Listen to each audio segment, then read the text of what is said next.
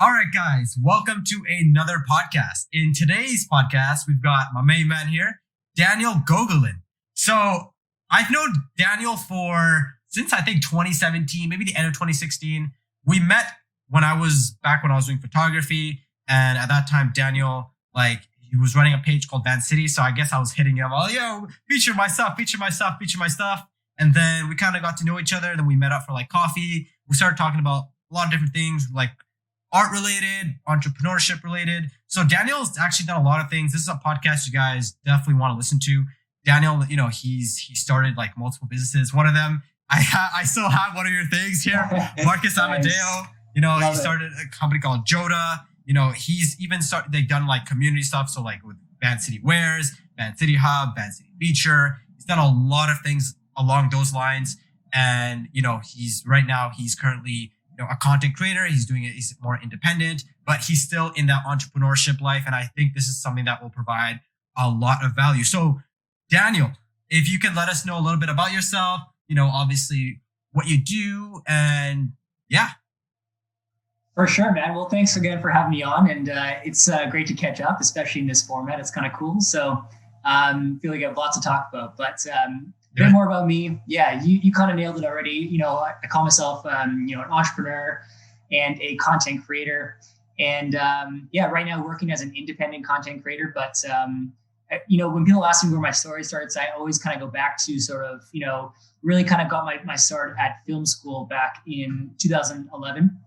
And went to Vancouver Film School. And then from there, during that school, I caught kind of the entrepreneurship bug and the creative bug. And just kind of ever since then, been trying to create, creative projects and monetize them and build businesses out of, just interesting creative things. So, that's been kind of the journey. And it's just a lot that happened in between that space, obviously. But that's kind of who I am. Yeah, I've seen your journey, dude. I've seen when I knew you since 2017, right? At that time, I remember you were very a business type of person. I remember that you weren't really into the photography, doing it yourself, but you were more into sharing photography, and you were more into more administrative stuff. But recently, I've noticed that you've been posting a lot more photography, and your work is great, by the way. And also you've been doing drone stuff. I've noticed that you've been kind of transitioning into this art. You've been really focused on your craft. What kind of got you to transition to that? Or maybe I'm wrong, but what got you to transition to the art that you're currently doing? Yeah, no, you're totally right on that. And thanks for checking out the stuff, and I'm glad you like it. Yeah, great stuff. Amazing. Thank you. Yeah, it's been a fun transition. This year has been a big change for me, a big, transition year. I'd say what kind of started, being more hands-on with cameras and doing my own creative work, kind of towards the end of at the agency Joda Creative, which I had run for 5 years, kind of right up until March this year, basically. Towards the end of that, I was starting to be more hands-on with cameras and actually start doing a little bit of the photography for clients and helping out with the video side of things whenever I could. But really, my role at that business was the managing director. So I would be more of a project manager, dealing with client communications, sales, business development, marketing the agency, all those kinds of things, right? And that's all great. I still love that kind of stuff. And that's the real business entrepreneurship part of me. And I learned a lot during that time. But I think, I started to realize towards the end that I was really I think what gets me most excited about is going out and actually being hands-on with the creative work and having kind of my visions come to life, and also going out and finding clients that I really find interesting and that I want to work for and do really creative, successful content for and stuff. Right. So I think, it started kind of towards the end of the agency world there for me. And then that's when I was okay, well, I need to invest into my own gear. I need to learn how to use it, and then go and get my own clients and kind of figure this out. So that's kind of been, this is the process of the year and what I've been up to. So in terms of your content creation, do you do so you do videos and you do photography for clients? Is that what it is?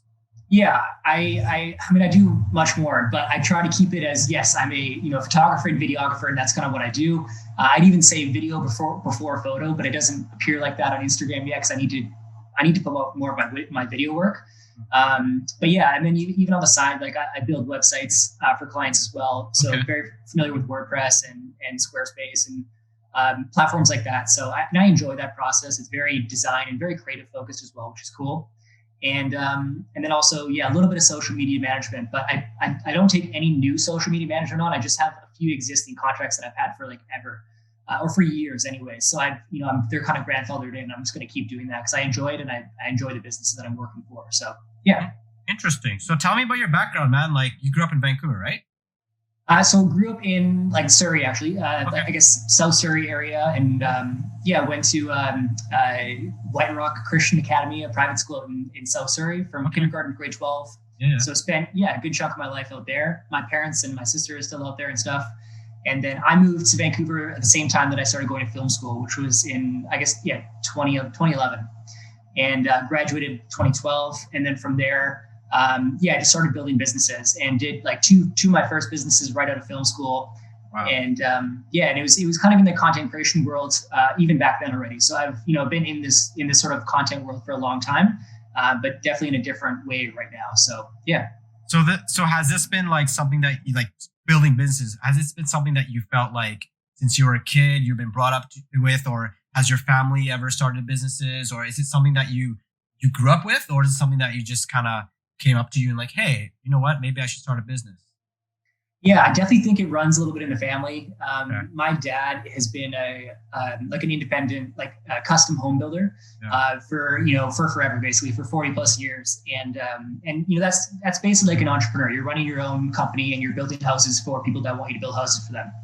And so he's always done that. And he does his craft amazingly well. He's extremely talented, but he doesn't like necessarily having so many different things going on. So he's kind of like, he's done his one or two projects at a time and just like done that consistently for a long time.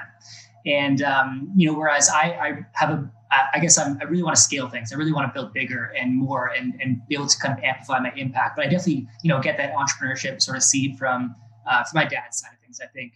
But even as a kid, I would say I was always trying to find ways to make money. I think I was just really interested in trying to earn a living from a small age already. And then, I'd try to build websites back in high school or like forums. And if I can get enough traffic to the forum, maybe I can sell ads, things like that. So I was always kind of thinking in the way of like, oh, how can I generate an income for myself and build, businesses. But I didn't have the skill set or kind of anything, any knowledge really in that realm until, again, film school. And that's kind of really what started and gave me sort of the ground, sort of the foundation of skills to actually start putting some of these ideas that I've been having into motion and into the world and be able to actually, make money from them. So tell me more about film school. Like, so you guys, in terms of film school, how long did you go for? Like, was it a couple of years or a couple of months or? It was one full year. So like 12-month course, basically. And it was, it was for a diploma in entertainment business management. Okay. So it was basically like they're training you to be a producer. So it wasn't like it was just about film or just about music or any one creative type.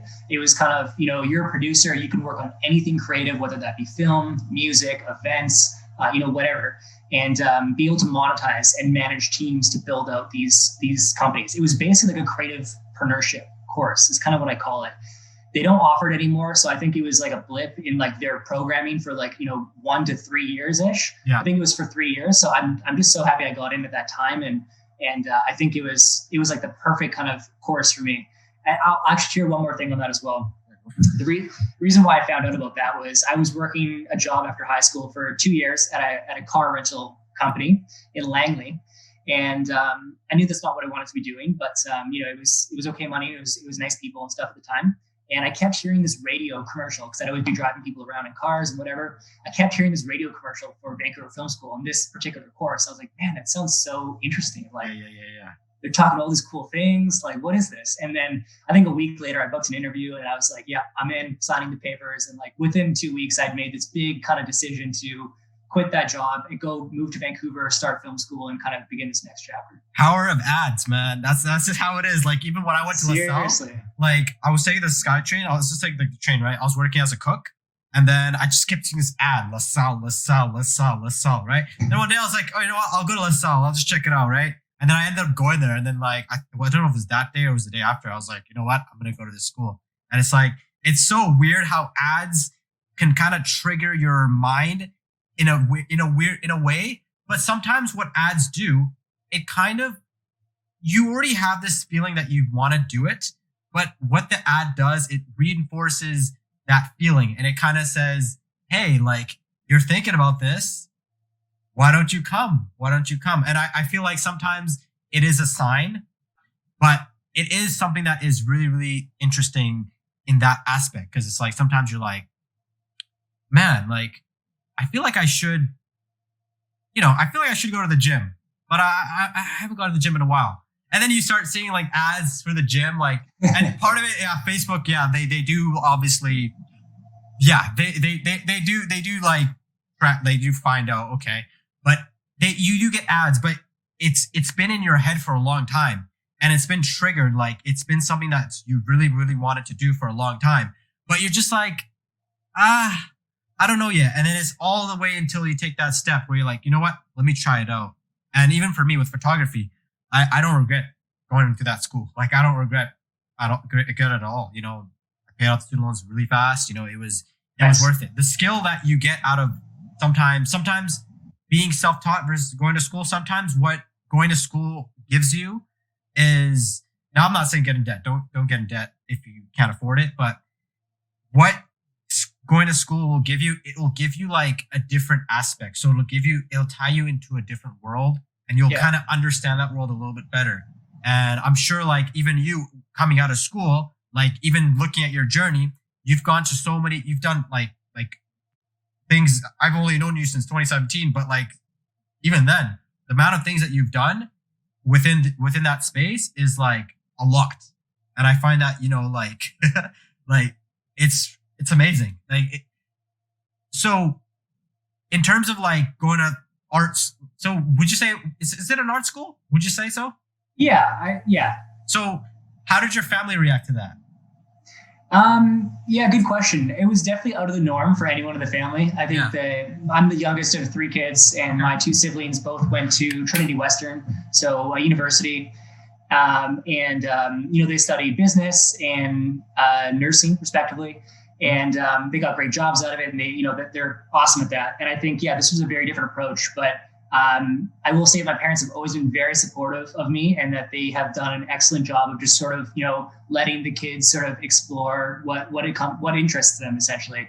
And they've always been, just very open to sort of ideas and conversations and just things that were sort of out of the norm. So, I've got a lot of respect for them for being able to do that. And I want to be able to do that for my future family and stuff too. And just really not create an environment where, creativity or where your ideas can't just kind of flow out easily. And of course, they're making me think through sort of the financials of it and, what happens after, and in asking good questions, smart questions, but not sort of stifling the ability or the excitement to actually go do it in the first place. Right. So they were very empowering for it, I would say.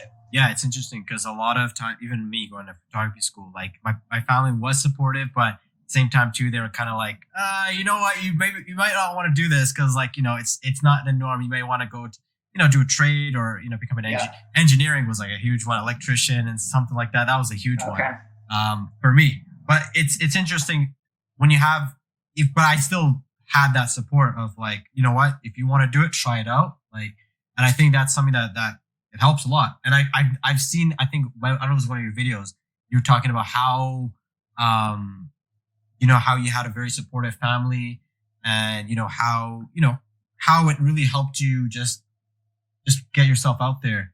And one thing I've noticed, and it could tie down to having a really supportive family, is a lot of people that I know that know you, every time I talk to them about you, they're like, yeah, Daniel's great. Like, he's an amazing dude. Like, honestly, like everyone that I've talked to about you, they're like, dude, he's a very genuine guy. Like, That's such a compliment. Like, how do you keep that? Like, because as humans, like for me, I'm a flawed, like we're all flawed, right? But I can tell that like sometimes I can be a little like, I could be a little sideways, like this and that. But with you, it's like everyone, like even myself, like you're very genuine. Anytime we meet, like anytime I reach out to you, like you're just very, very genuine. How do you like? What is it? Something that comes natural to you, or something that you built up, or what's your take on that? Yeah, I mean, that's a really nice thing to say. So obviously, thank you for that. And like, it's just really cool to hear. I would say that these are traits that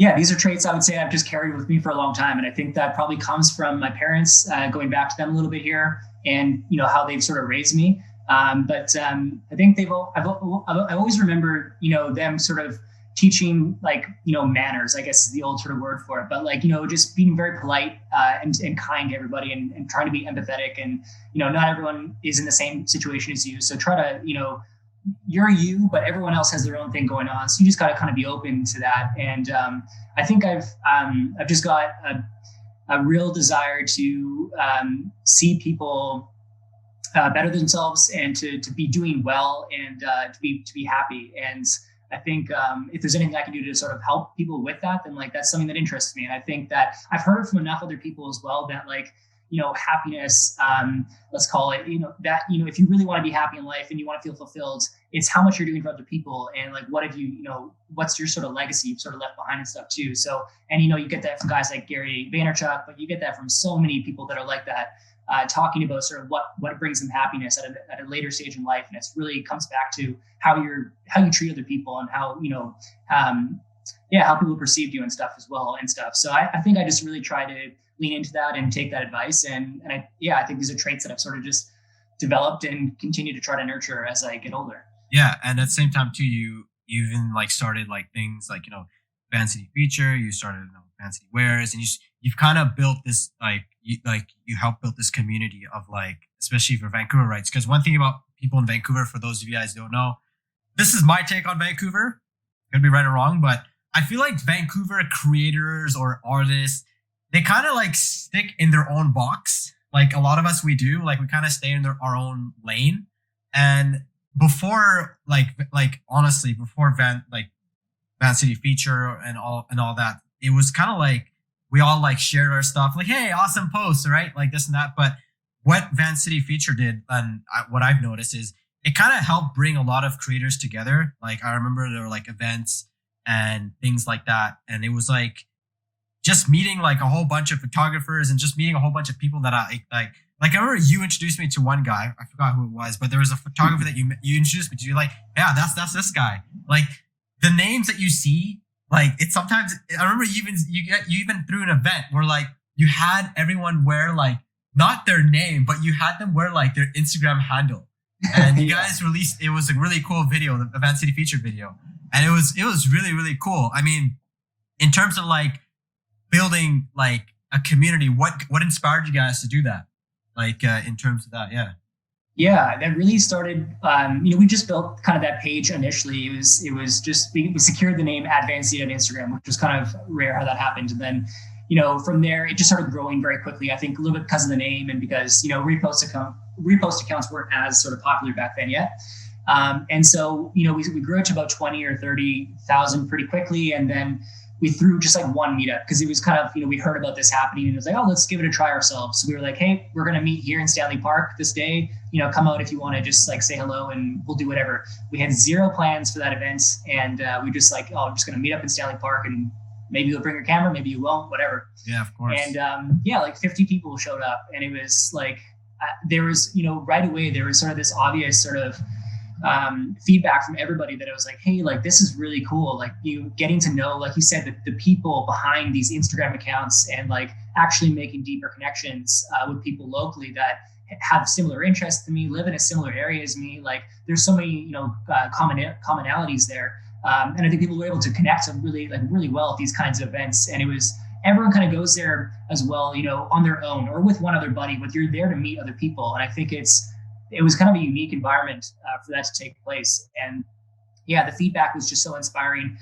People saying we want more of these, and like, what's next? Like what, offering different advice on different events we can do and things like that too. So it was like, yeah, okay, this we have something here. And I think that rather than just being a repost account, we had this opportunity to sort of address a need in the community, or be able to provide a sense of community for a lot of people. So I think that was really the driving point behind it. And we wanted to make it into a business and be able to sort of, have it be self-sustainable and be able to actually continue on.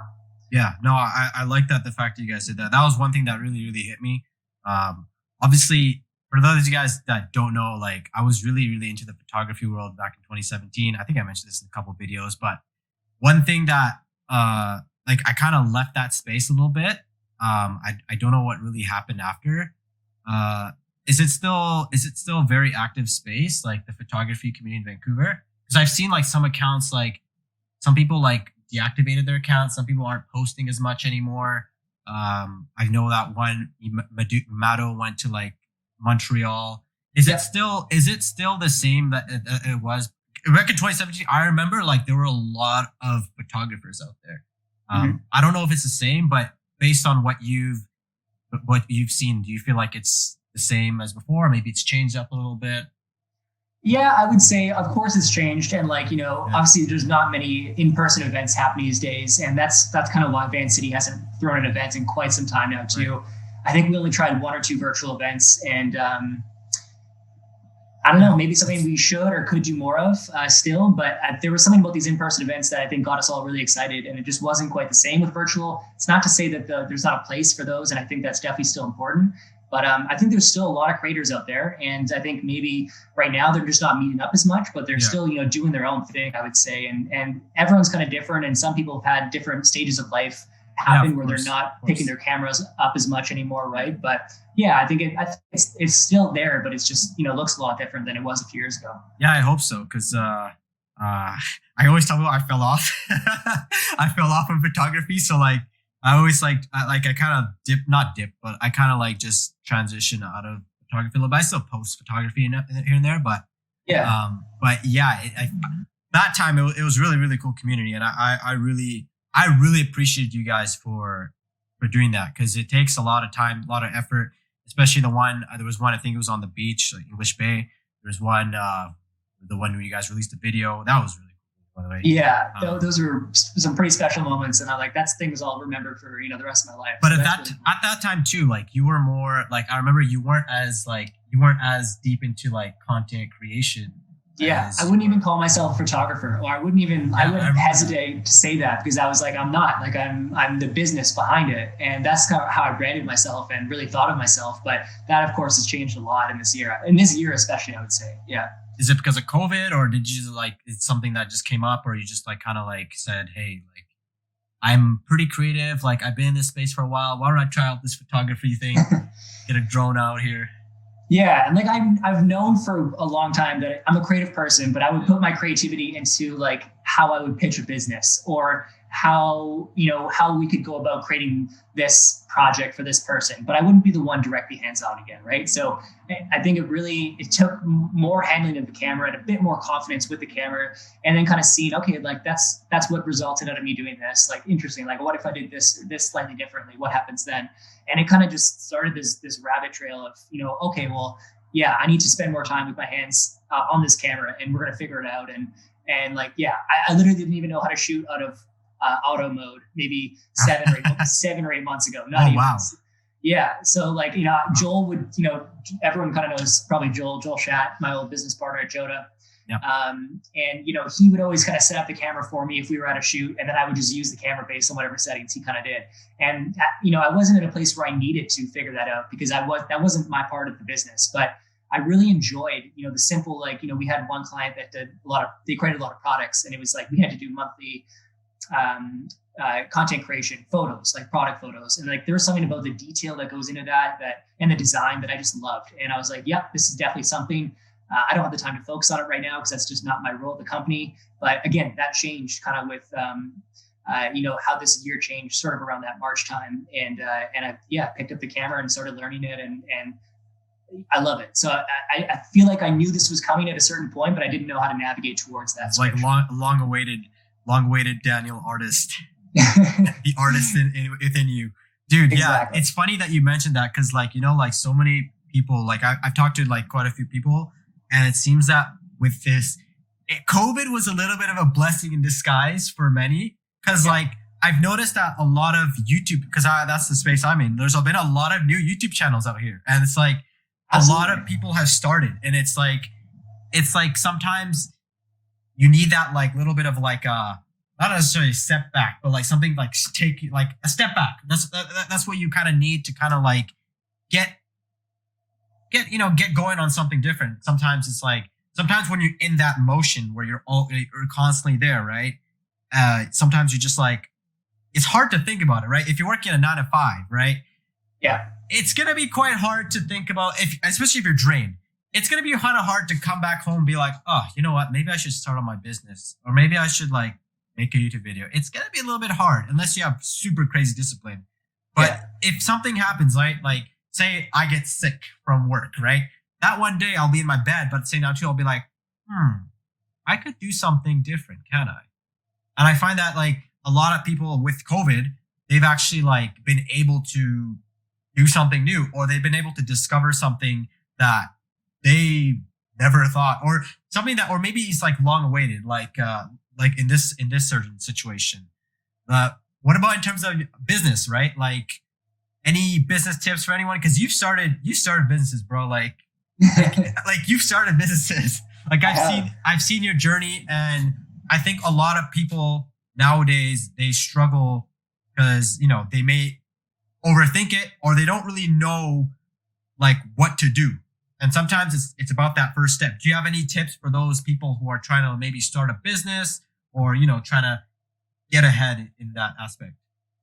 Yeah, that's a great question. And I'm actually making a video on this topic right now. Kind of, I don't know what the title is, but, you know, kind of going from this place of thinking, what if, you know, what if I cold reached out to this company to ask them, you know, if they would want any photography? What if, you know, I gave this random compliment to this person walking by me, or, you know, all these what ifs that go through people's head. At a certain point, you kind of have to stop saying what if and just actually go and do something and try it and taste it and kind of see what comes back from it. And maybe nothing results from it, but at least you know, and you can kind of move on to, okay, the next thing. And then it's just really a matter of time before you're onto something and you've created some sort of thing that, whatever that might be, you want to just put some art into the world, or you want to start a business that makes money, or whatever that might be. You have to kind of be able to go from this what if place to actually trying and testing it. And I think that if you want something enough, over time, you'll find the strength and you'll find the right kind of willpower to actually go about and start doing it. So like if you're someone that's wanted to start a YouTube channel for 10 years, like maybe you don't want to start a YouTube channel that much. If it's been 10 years and you're still not sort of taking that step into it, really ask yourself that. Or you've got to like, you know, give yourself some sort of like incentive or some sort of, you know, time frame to, okay, if I don't do it by this date, then like I'm going to move on to this next thing that I think might be of interest to me. And again, so I think if you wanted enough, like, again, for me, back when I had, I was working at BDC, the Business Development Bank of Canada, prior to kind of in between, somewhere between film school and where I am now. And, you know, I was wanting to be an entrepreneur again full-time, and I did not want to be working in a corporate job. And so I would go home in the evenings, and like you said, it's very difficult, but I would go home in the evenings and I would start just cold reaching out to companies.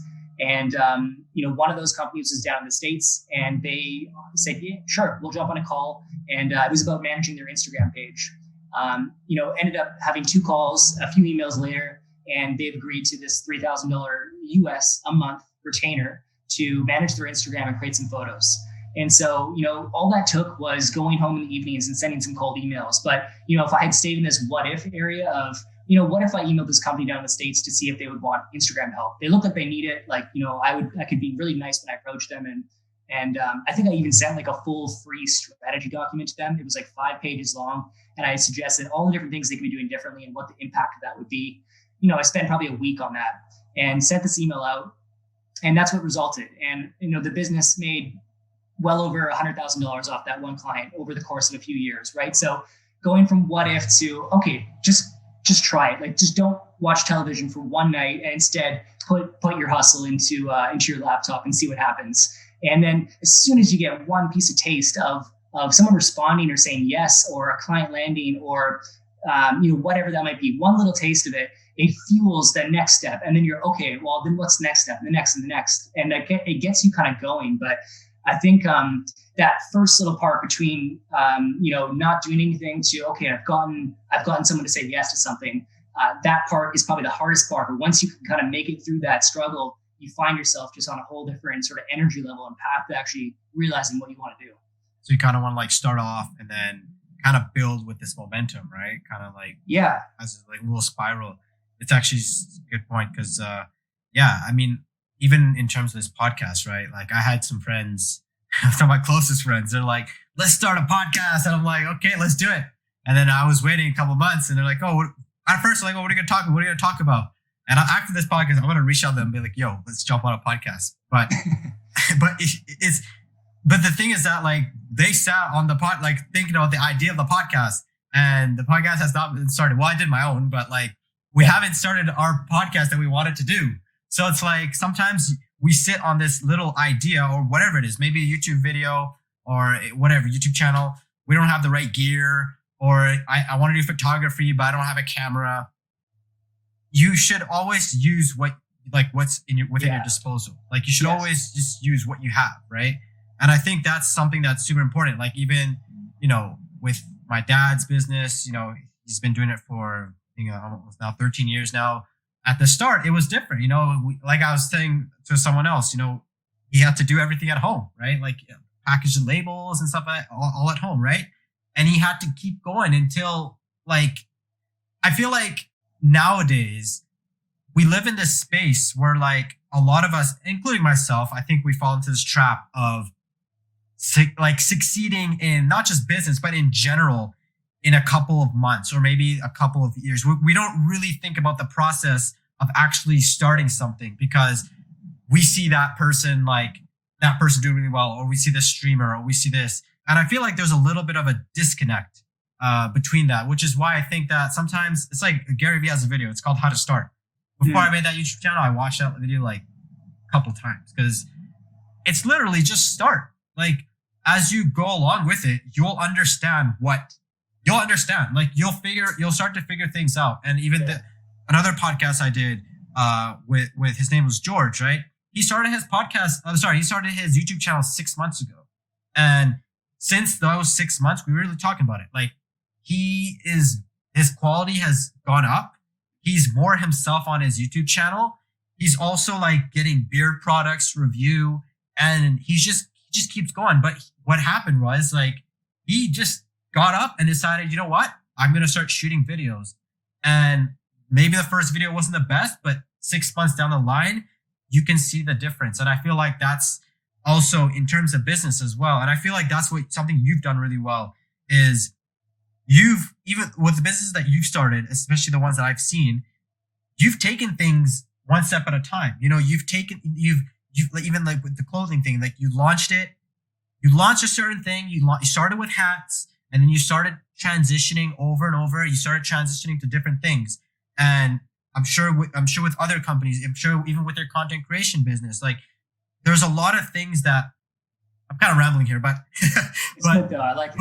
But yeah, it's like sometimes we need to stop focusing on like, okay, well, I want 10,000 subscribers in a couple of months, and think about like, okay, well, am I providing value for this individual, or am I providing some sort of value? What am I doing here? Is it actually worth it? Like, so I find that that's something you do really well. And that's why I think that, especially sometimes when I'll look at what you've done, I'm like, whoa, like, this guy's doing it. Even like behind the scenes, I know, like, I haven't seen you in a while. It's been maybe about a year, I think, since I went traveling. It's been a while, but something I've noticed that you've been really consistent with what you've been doing.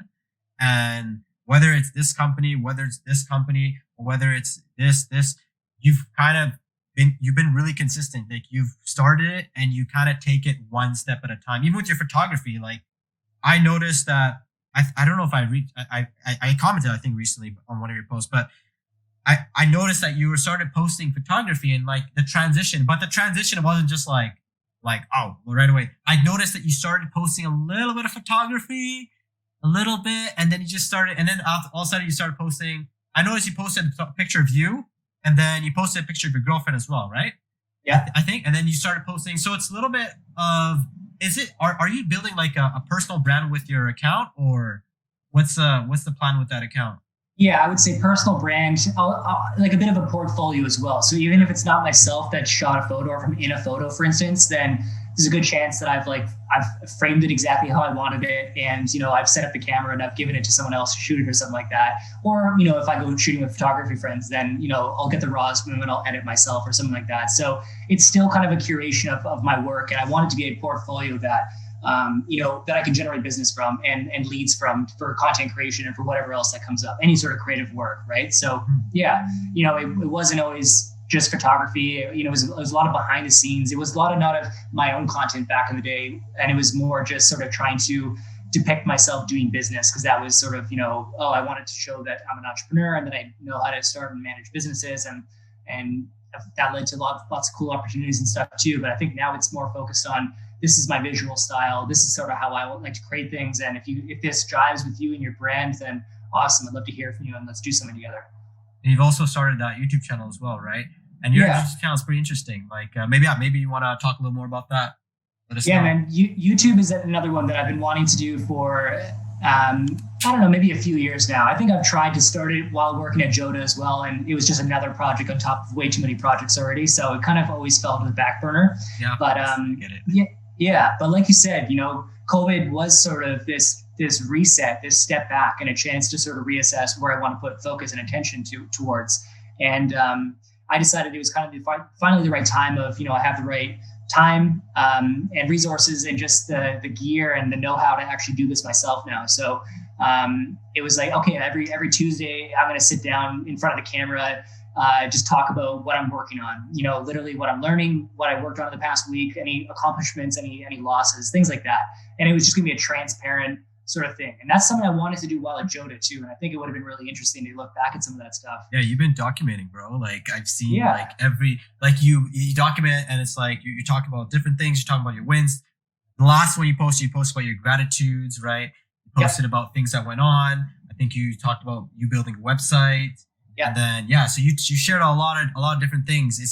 Do you find it's like a diary, like a little bit of a almost, yeah, definitely, like you said, documenting, right? And it's something that I can look back on, in the future and kind of see the progression of my journey. But it's also, those, I don't see those videos as being the ones that attract necessarily tons of new people to the channel, but I think they add a lot of extra value and context on me as a person. So if you look at some of my other videos and you kind of go see the person behind these videos, who's making these things, you get a really in-depth sort of look at who I am and my personality, my style, and all that kind of stuff comes out through those long interviews. And I don't really do anything to the edit. I really just put the camera on, I sit in front of the camera and I talk, and I don't cut every time I say or whatever. It's just, it's a raw flow of information. It's like we're grabbing coffee or something, you know what I mean? Exactly. Yeah. And I, sometimes I talk for 20 minutes, and sometimes it's 10 minutes. And I was thinking I was going to do it every week, but I think it makes more sense just kind of do it naturally now. And maybe that's once or twice a month.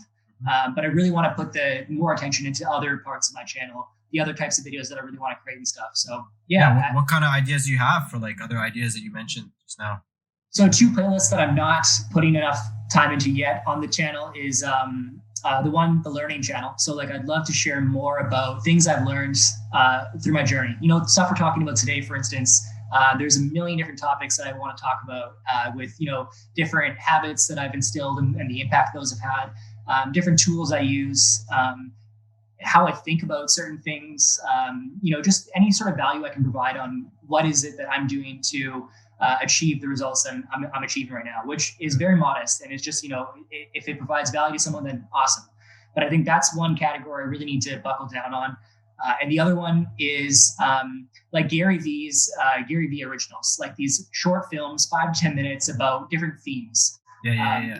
Yeah, and I think the one that you talked about, forgetting the name, or how to start. How to start, yeah.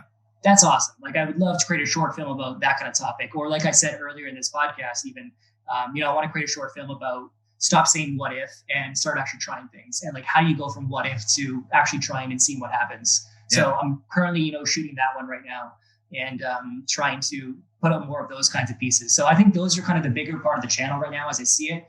But I'm still definitely forming this channel and kind of what is, I'm trying to come up with like a one-liner, like what is my channel about? I don't think I have that yet. So It's still kind of a work in progress, but I think like you said, again, it's just about starting and kind of figuring it out as you go. And I think you actually commented in one of my earliest YouTube videos. Oh, probably. I think so. Yeah.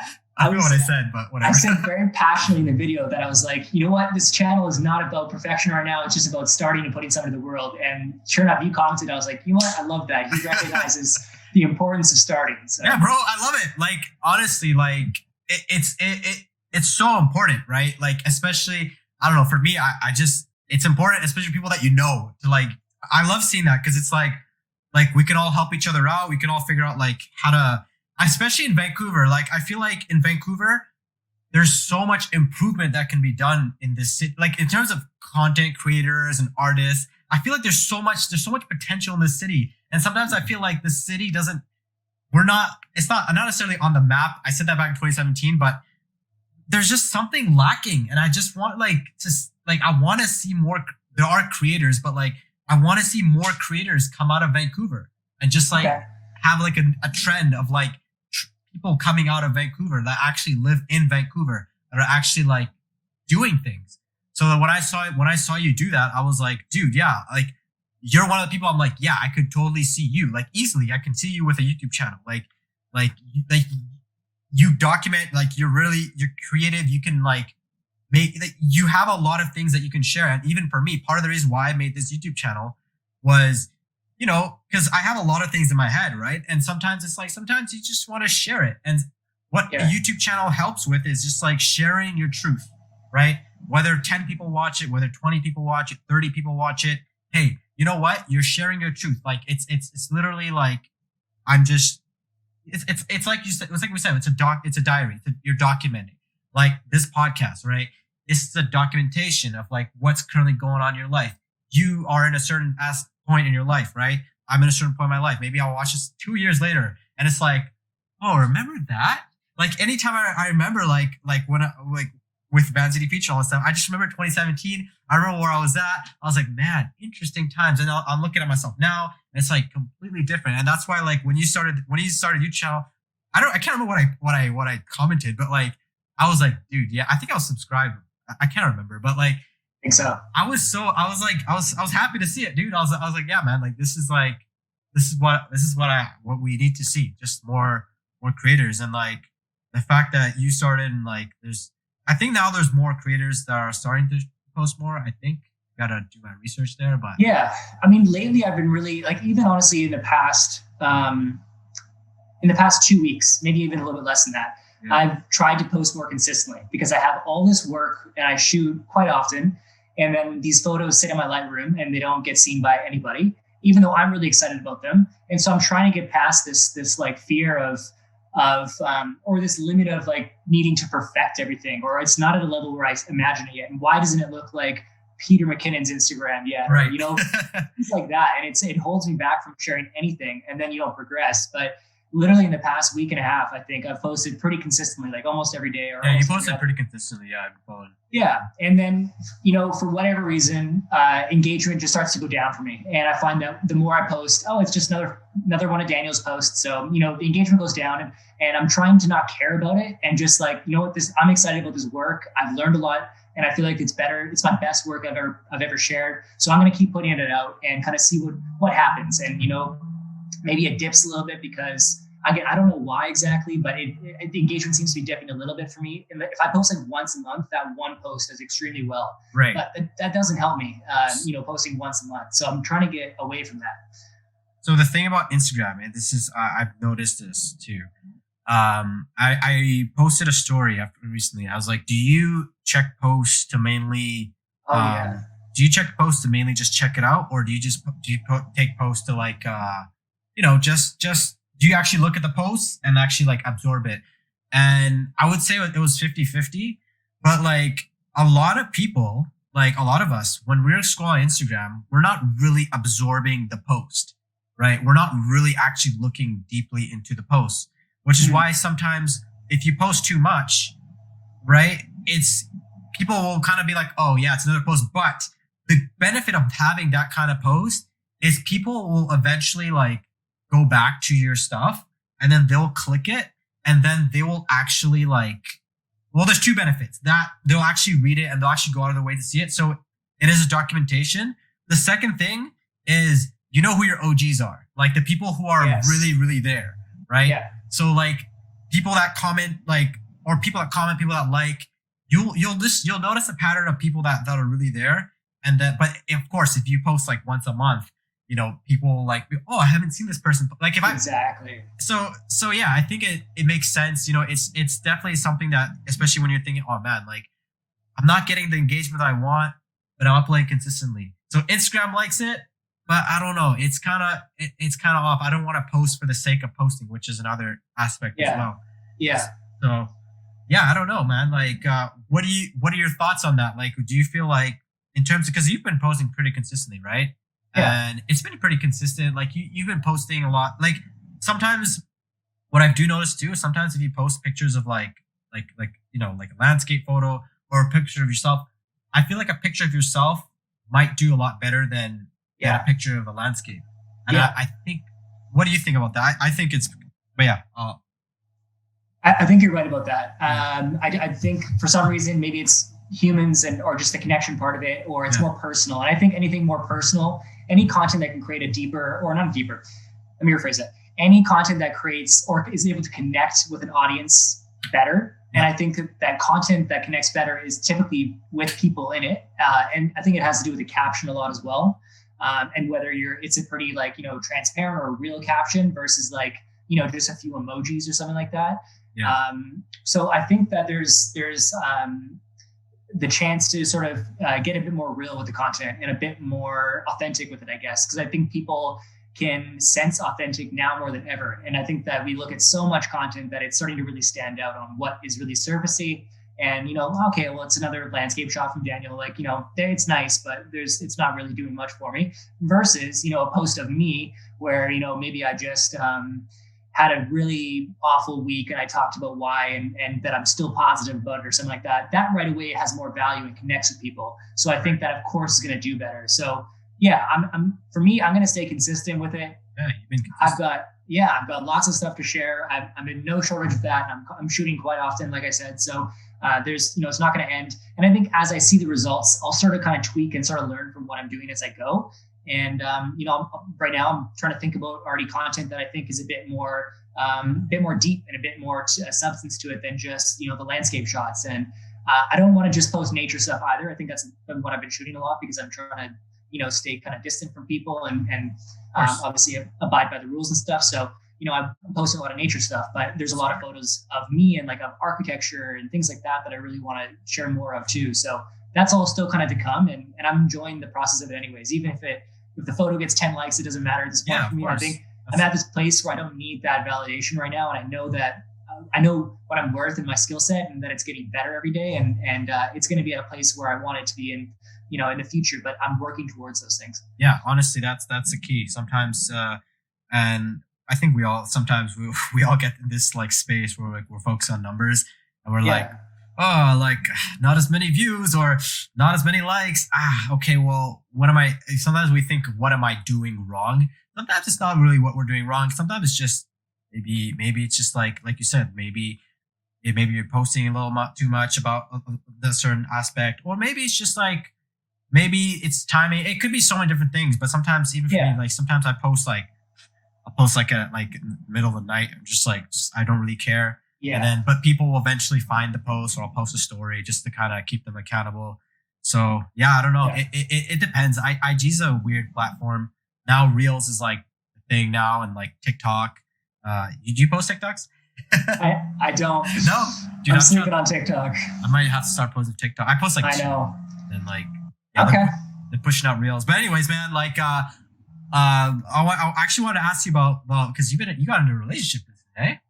Yeah, well, not recently. It's been a while now. It's been a while. Okay, well, clearly I haven't seen you in a while. So, so how has that changed? How has that changed your mindset? How's that being in a relationship? It's been amazing, man.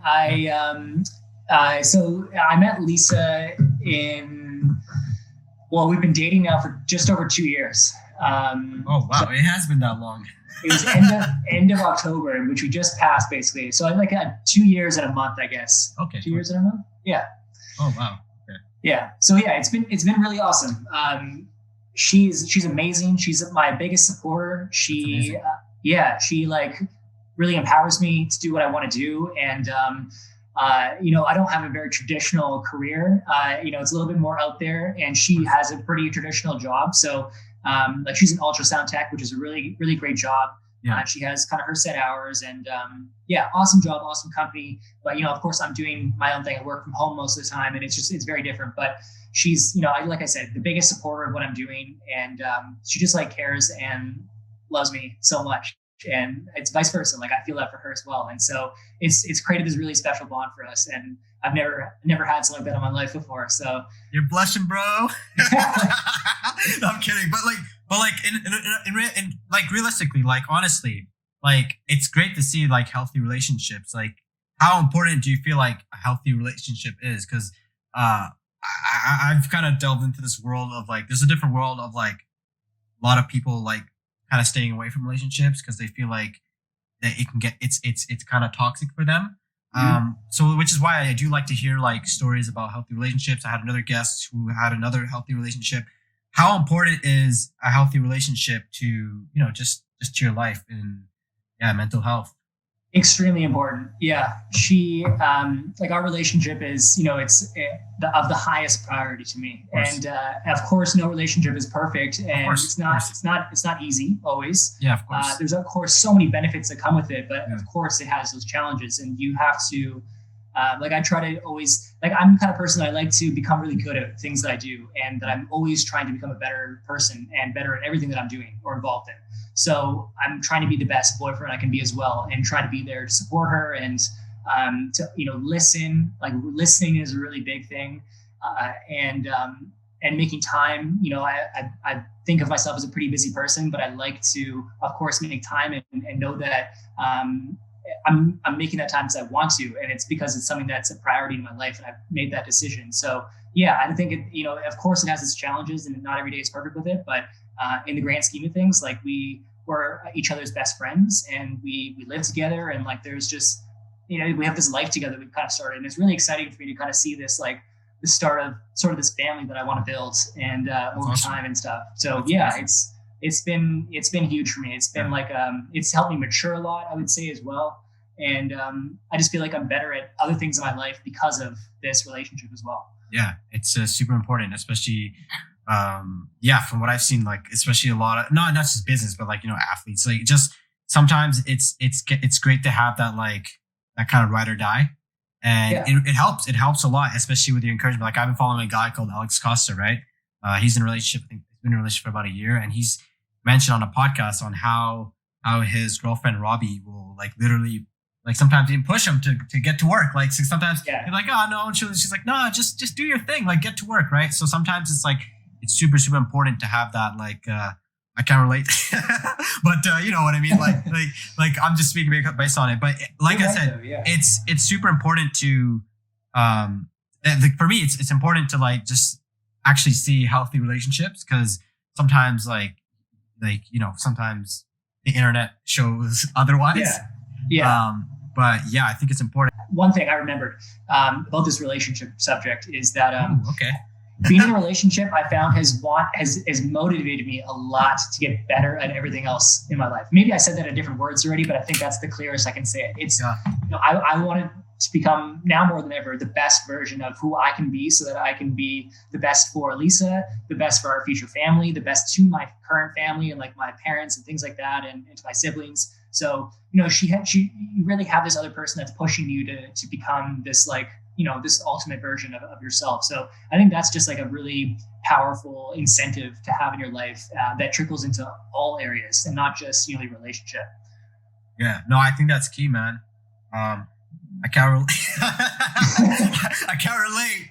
But coming, bro. From what I've heard, it sounds like from what I've heard from people, it sounds like it's a pretty cool experience, which is why I like asking about it. I like to delve in on it and just kind of like understand, because like there's two sides, right? There's a side that's healthy relationships, and then there's other side maybe a little toxic, and the internet loves to thrive on negativity. So you will see a lot of like things, especially like if you're on maybe not as much on Twitter, but like you'll just see a lot of weird things on the internet, of course. So that's kind of things, even if you don't see it, you're hearing it exactly. In different ways or things. So that's part of the reason why I do like to delve in on it and kind of understand, what makes a healthy relationship, and what, because at the end of the day, it's not easy. Like it's obviously there's gonna, like you said, there's gonna be challenges, and there's gonna be things that are, that you're gonna have to work on, communication and things along those lines. And it's because it's a whole different person, and you're a whole different person, right? So you kind of have to understand. But I've always seen like a relationship as, as like a partnership, like something, you're kind of like a team, right? So that's kind of how I've always seen it. And from all what I've seen from healthy relationships that I've observed is a lot of people take that approach where they're not thinking of, oh, what's this person gonna do for me? They're like, how can I provide value to this person? How can we work together? How can we be a team? Like, how can we really like, how can it work out? Like, so that's part of the reason why I do like to like think about these things. And I do like to, especially if I know someone's in a relationship or married, I'll like bring it up because I'm like, interesting. It's a good idea. You're promoting positive relationships, which is awesome. Well, it's not something I get to talk about a ton either, especially on a podcast. So it's kind of cool to get into it. Yeah, it's interesting. I don't know. It's something that I think that needs to be promoted more. Healthy relationships. I agree. And I obviously social media, I can't obviously assume if someone's relationship is positive, but by asking them, sometimes it's like, oh, interesting. So like in terms of like, I guess I'll talk about this relationship stuff. I'll get some relationships from my man Daniel here. You've been here for 2 years. Okay, so in terms of the relationship, right? Do you feel like, how do you feel it's been from 2 years to like the beginning? Like, so a lot of relationships have like this infatuation stage, right? Yeah. So obviously after 2 years, it may be a little different. How has it been, or how do you feel like you approached it, or have you and Lisa had to like, maybe you guys had like a complete different understanding of each other, which is amazing. Like a complete different maybe type of respect for each other. How has it been for you guys? Yeah, I would say that I don't feel like I've been in a phase or that I'm exiting a phase of this relationship. I feel like it's just sort of been developing and growing ever since we first met, and like from a very good first date to where it is now. Living together for I guess about a year or just over a year. And like there's always kind of been this next thing that we're sort of excited to grow into. And that, first that was, our first trip together, or it was, moving in together. And then there's other stages coming still. But, there's always, I guess, something to look forward to. And it's sort of like you're on this journey together. And I don't think that I don't feel like I'm in a phase or that I'm exiting or entering some sort of new phase. That's awesome. Even though I hear from other friends sometimes where they call us, the I don't know what they call it. Like you're the fresh couple still. You guys haven't gotten to a point where you fight all the time or things like that yet. And like we have our fights, of course, but like no, it's not all the time. And no, we're still really enjoying each other's company and like love living together. And like that was definitely a big step and one that I think worried both of us, and that took some getting used to. But like. Yeah, it's been awesome. It's been a very positive move for both of us, and we couldn't see it any other way now. So it's like, yeah, I feel like it's just the relationship's always growing and sort of evolving, and there's sort of kind of always something to look forward to. And I think that's a big part of it as well. And someone actually gave me that advice one time a while back, was like, try to have things in your relationship that you can look forward to, things that you guys can like do together, or whether it's a trip you plan or it's a goal that you set for the end of the year, things that you're kind of actively collaborating on, I think strengthens the relationship beyond just sort of, hanging out in general all the time and that kind of thing. Having things you can, I think collaborate is a cool word for that. Having things you can collaborate on together really kind of creates this deeper bond. Have like the spontaneity, spontaneous and do things like that. Yeah. But yeah, it's pretty interesting. I don't know. It's something I've always been interested in. Again, I can't relate, so don't take my word for it. But subject. But I do appreciate you sharing some of that relationship wisdom. And I don't claim to be an expert by any means at all. Of course. This is just my experience, of course. No, of course. Like it's just good to hear like more about positive relationships and just positive marriages and stuff like that. Like that's something I like to hear more often. And I feel like we should hear more often. Yeah. But yeah, man, like anything else you want to share to the world? Want to share to the podcast audience? Words of wisdom. I would say, well, I mean, if there's any more wisdom for me to share, like I hope that I can get it out there through videos on my YouTube channel. So stay tuned on that. And follow him up, man. And follow him. I try to. I'm a lot better at responding to DMs these days. I would say I've like really made an effort to not leave DMs hanging for like months at a time, like I used to. So if there's ever something that you want to get into or chat entrepreneurship or things like that, like I'm always around on Instagram and things like that. I'll pretty much always get back and see messages. So yeah, I'm here. I'm trying to provide value, and I want to make a positive impact. So yeah, definitely check out his channel, guys. It's just his name, Daniel Gogolin. Check out his. You even have your Instagram account under your name too, right? Yeah, it's crazy. You have that. you have the handle, so it's all his name. It's all everything is there. Anything, entrepreneurship, obviously in terms of art, whatever it is, right? I appreciate you for being on the podcast, man. Like taking the time to come to the podcast. I always appreciate it. Thank you for spending the time with me. Like we're an hour in, so I really, really appreciate it. If you guys enjoyed the video, please like, subscribe, and don't forget to follow Daniel. Send him a DM. Let him know. I'm around. He'll answer your DMs. Yeah. All right, guys. Don't forget to stay authentic. Peace. Thanks for having me. Peace. Yeah.